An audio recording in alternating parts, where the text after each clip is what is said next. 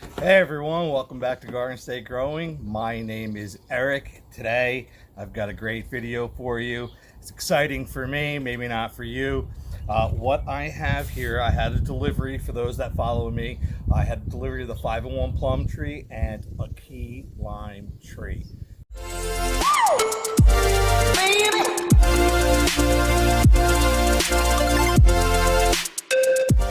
Now, I've always wanted to grow key limes alongside of my Meyer lemons.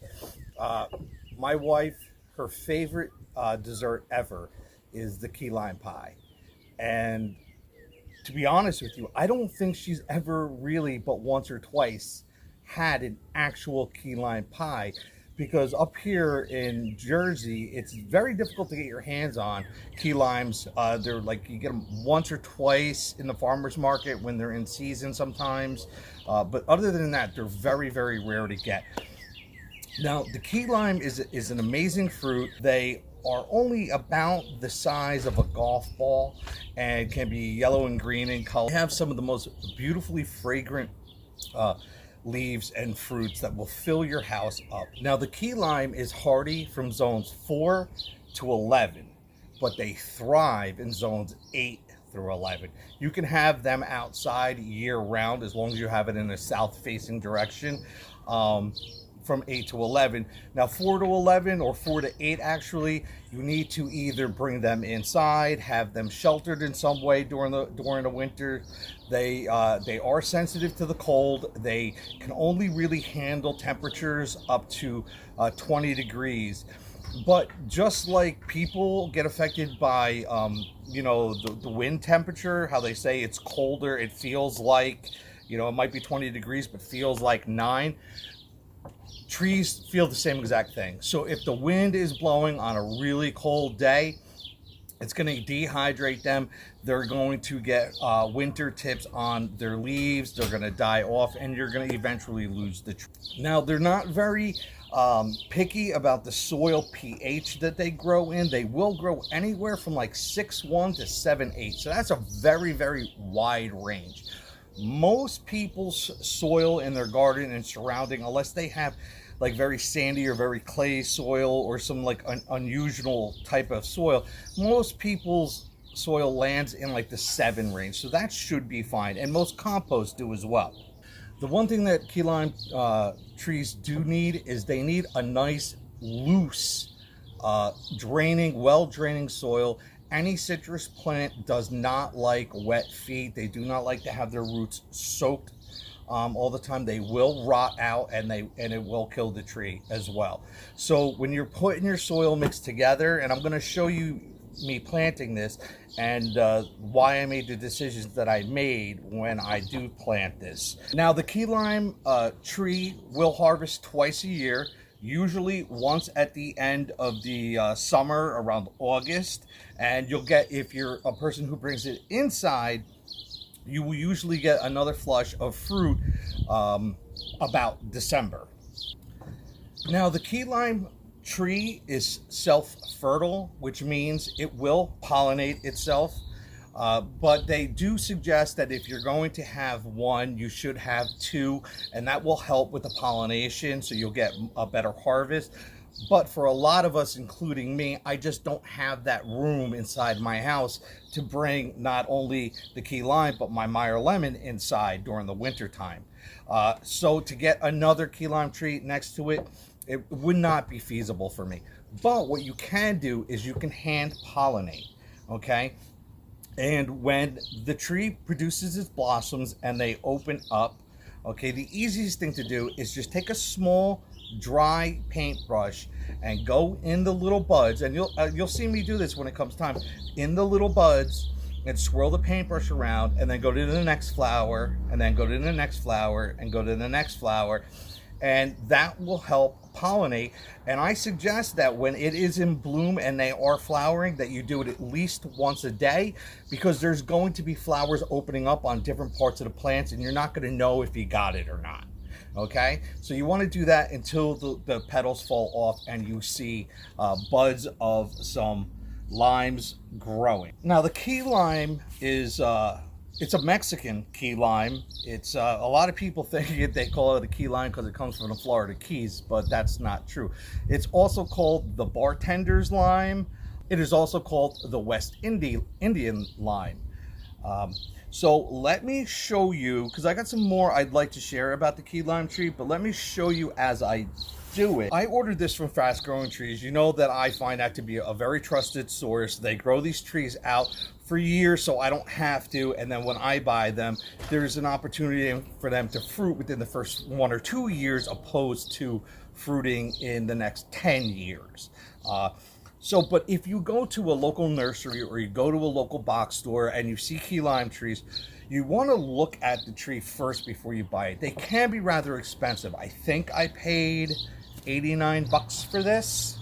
And it's only the 2 to 3 foot. I didn't even splurge the money to get the 4 to 6 foot, you know, because they were in the $150 range. But the first thing you want to do is you want to look at the plant and see leaf damage. Like this leaf, I don't know, it got cut in half by something, I'm not sure. But I don't see any real obvious bug damage. I don't see any chewed leaves, very minor holes on it. So now I've inspected it, I've looked under the leaves. I don't see any eggs or nests or bugs, because that's where the bugs live, is underneath the leaves, not on top usually. And then you want to take it and you want to take your pot and you actually want to turn it over and look. And I can see roots to the bottom, but they're not sticking out from the bottom.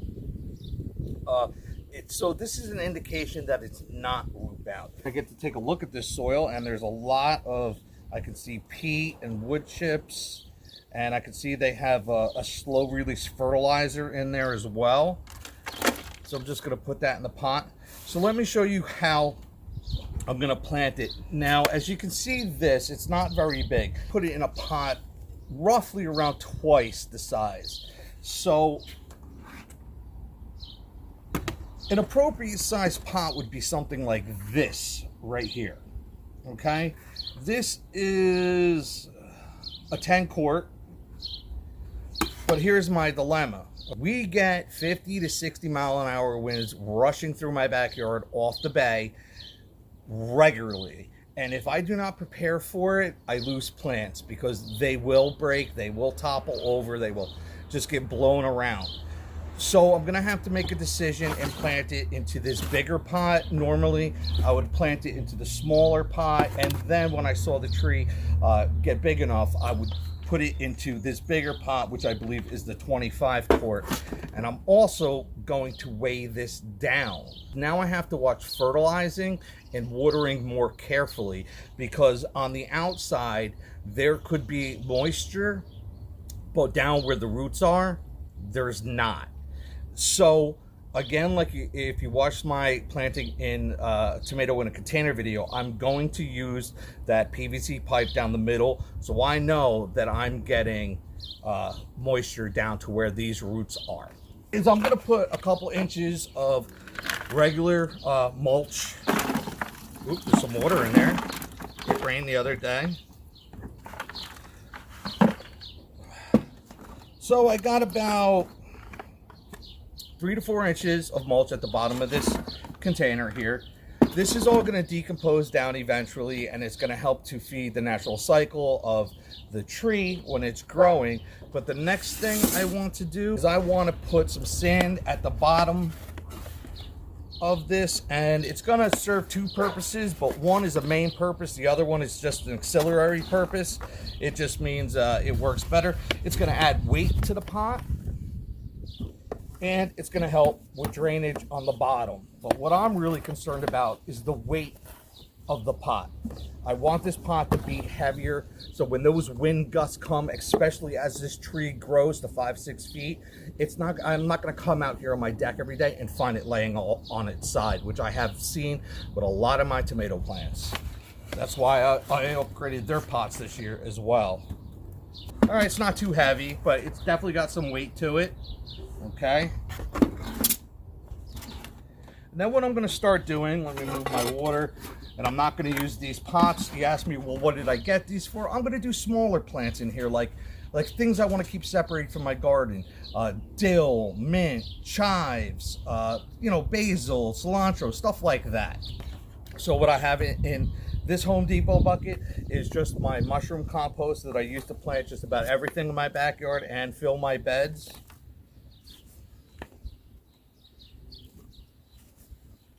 It's rich in humus, okay, and organic matter.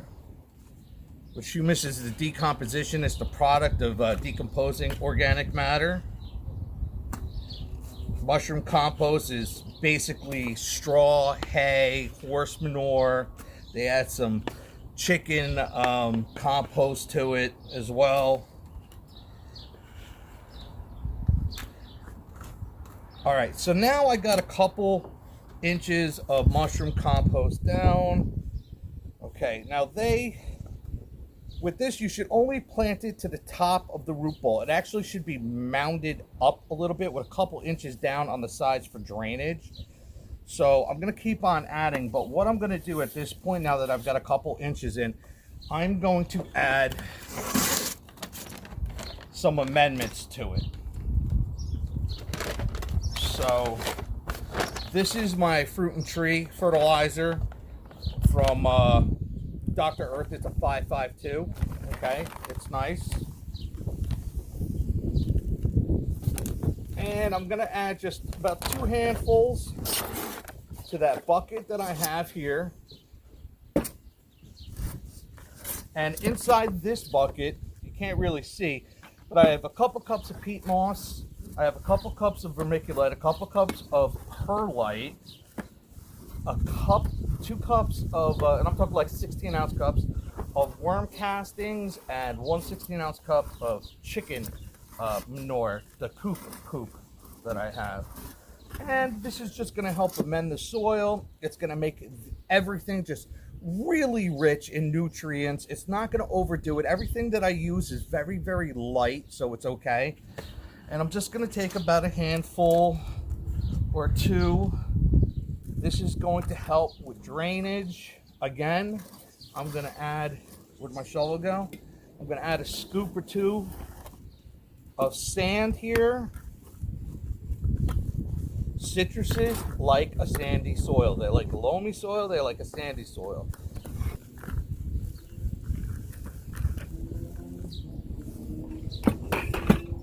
All right, that's at least another 4 or 5 more inches.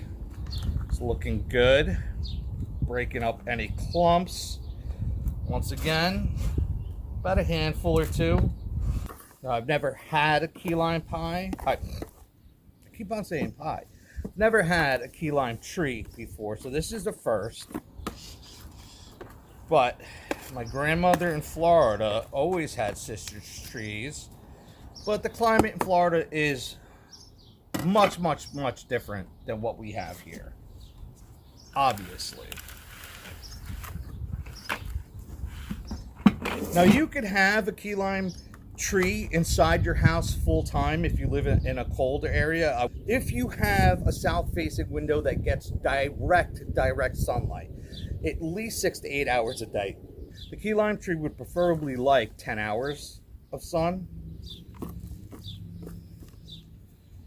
All right, just a little bit more. Maybe I'll finish off what I have in this bucket. Yeah, that's about good. Now, for this top layer of soil, let me just go right ahead. I'm going to put a handful or 2 of this.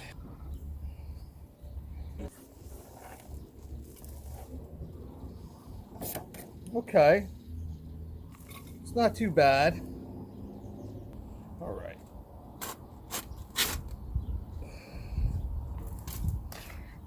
Now, when you put this in, you do want to firm the soil down. Give it a nice, good firming. And this is going to remove any air pockets. Now I just have another length. It's a 1-inch PVC pipe. If I push it all the way down, it would go to about 1 inch on top. And that's what I did with the smaller pots that I did the tomatoes in. But with the tomatoes, I drove the PVC pipe all the way down. With this one, I'm not going to do that. I'm only going to push it down about halfway. So I want to drill my holes about 3 inches up and no more than 6 inches up. All right, so I just took my drill and I drilled about a quarter inch holes through it, about 3 to 6 inches high, and I just rotated it like a quarter of the way every time I put a hole. So I got a total of, I don't know, 1, 2, 3, 4, 5, 6, 7, 8 holes.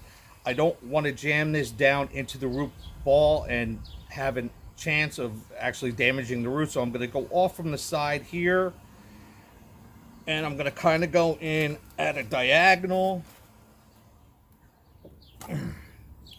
and not all the way down to the bottom, because I don't want this just to flush to the bottom. Now the soil that I jammed in there when I pushed it down is going to block up the bottom, so it just doesn't go straight through and then end up in the catch pan, and I think I watered it more than I did. When you first get your plant and you first water it in, you want to water it deep and you want to water it slow. You want to make sure that you get the water all the way down to the roots. So I'm going to fill up, and I mixed in a little, look at that, there's a random hole I had up top, and it fills up, and then it goes down.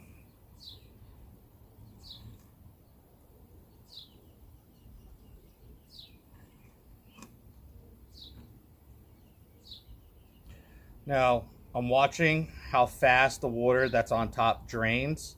The slower it goes, the more moisture I know this soil has.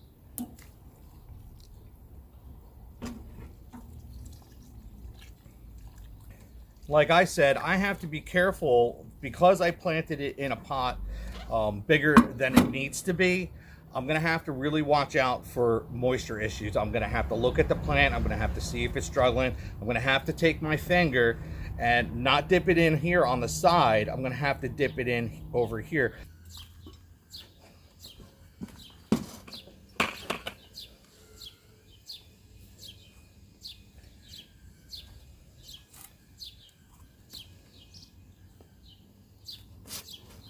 Whenever I add more soil, I'm going to add some more of this mix.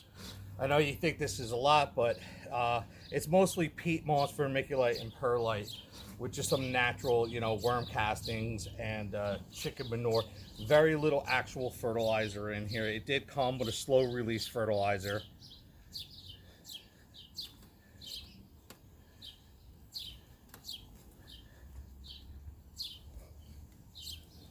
Okay, I'm going to finish watering this in.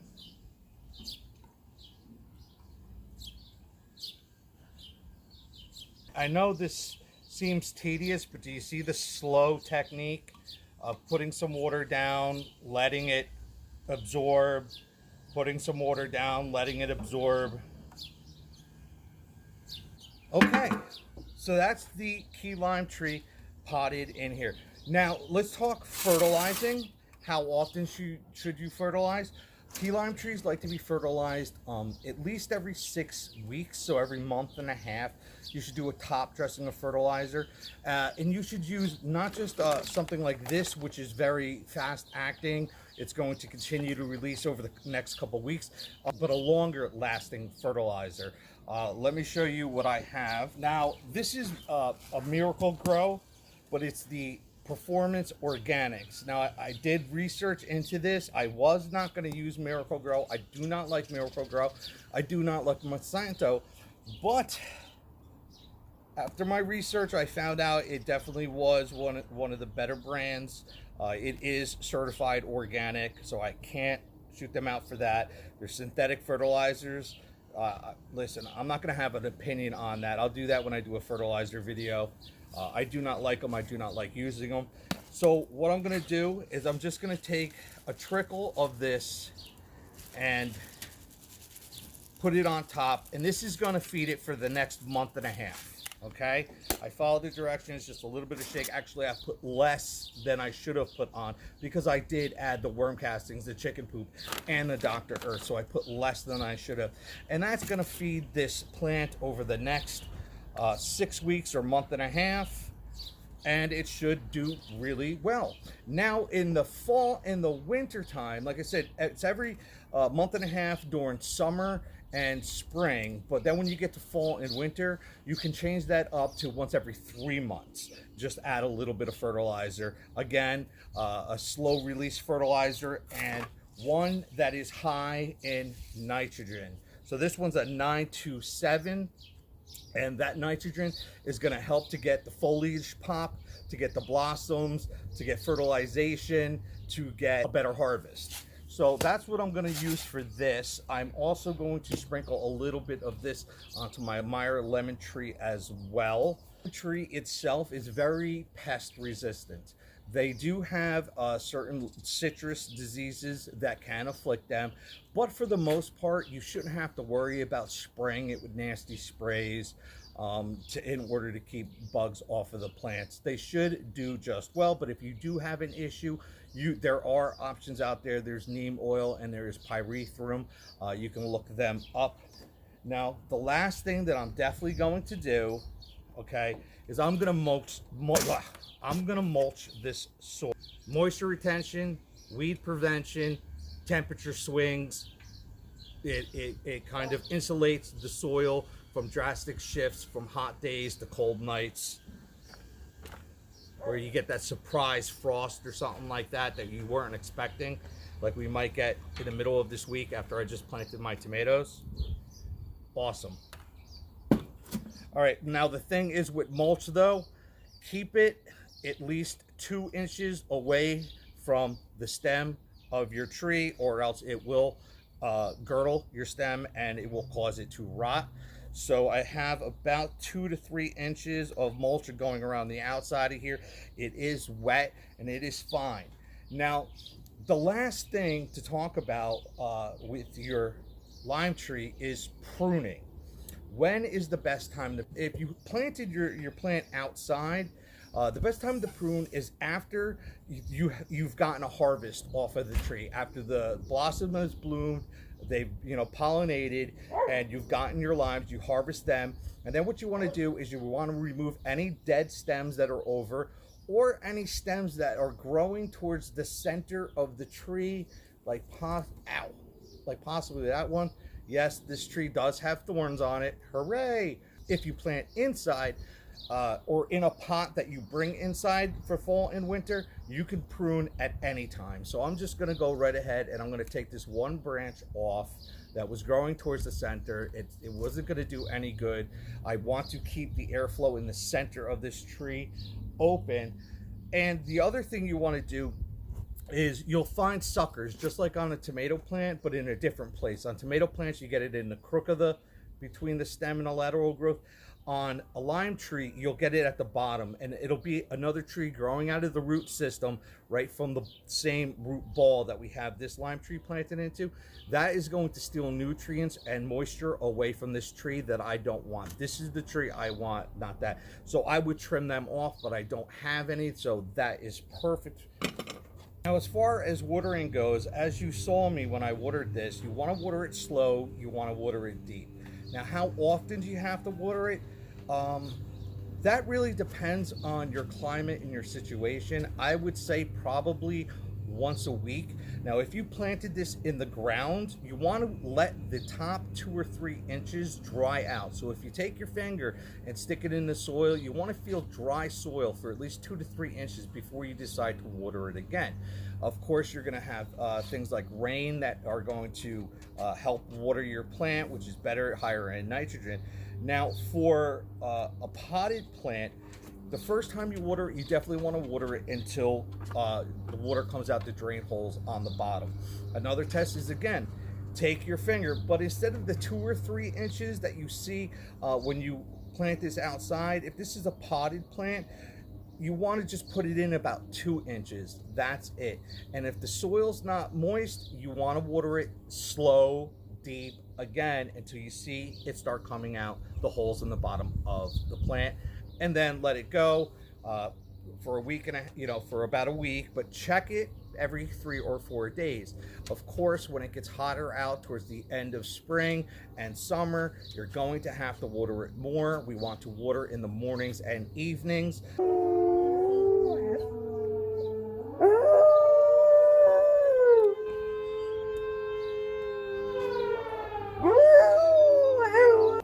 The best thing about fruit water is after you drink the water, you get to eat the fruit.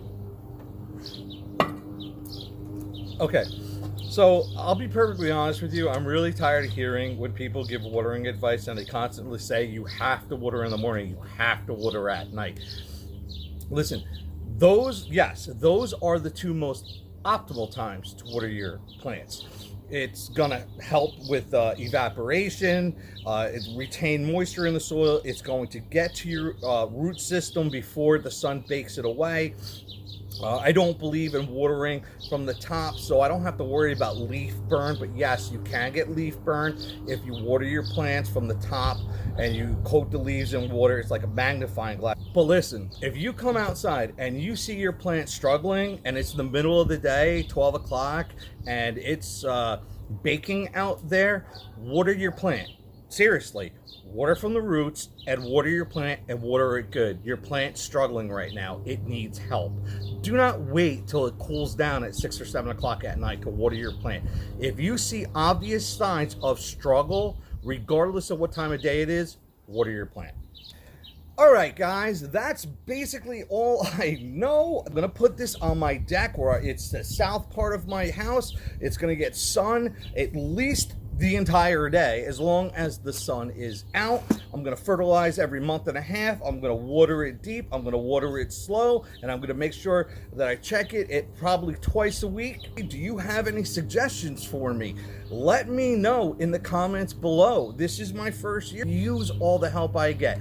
Now, it's time to say, like, subscribe, hit that post notification bell, share this with your friends and family, and let me just tell you something. Something huge happened. I went over 100 subscribers. I actually have 101. So now I get to go on YouTube and figure out how to put my own hyperlink on YouTube, and I don't have to do that gigantic line of scribble scrabble. So thank you. Thank you so much for helping me reach one of my first YouTube goals. I never thought that it was going to grow this quickly in such short of a time. Only about a month and a half I've been putting out videos, and I think I put out like 37. Okay, I've been putting out just about a video a day. Thank you so much. I had to beg my mom and my family members just to subscribe. The first couple subscribers were just families and friends that didn't care about gardening, and they just subscribed because they love me. So thank you again so much. I love you. Have a great evening. Coming up soon, my 5-in-1 plum tree. That's right, 5 plums, 1 tree. I'm gonna get that into the ground and I'm gonna show you how. Thank you. Have a great evening.